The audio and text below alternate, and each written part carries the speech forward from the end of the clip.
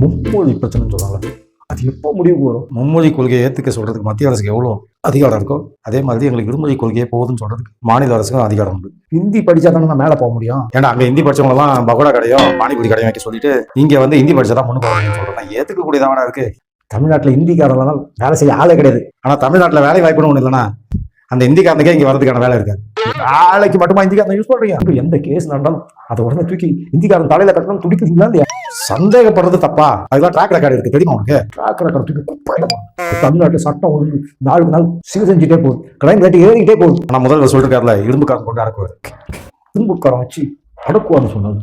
அது பெண் ஏண்டா பேச்சு பழம் வாங்கலாம். சரி பேச்சு பழத்தை விடுங்க, என் கூட வாங்க 2 பிளாஸ்டிக் சேர் தான். பிளாஸ்டிக் சேர் வீட்டில் 4-5 வாங்கி போடுறது நல்லதுதான். என்ன கெஸ்ட் வந்தா உட்காருவாங்களே. ஆனா உனக்கு தான் எவனுமே கிடையாதுடா. உனக்கு எதுக்கு பிளாஸ்டிக் சேர்? பிளாஸ்டிக் சேர் வாங்கணும் தான் சொன்னேன், உட்காரதுக்கு சொன்னா வேற எதுக்குடா? காஞ்ச துணியை கொண்டு வந்து கொட்டத்தான். இதுக்கெல்லாமடா சேர் வாங்குவாங்க?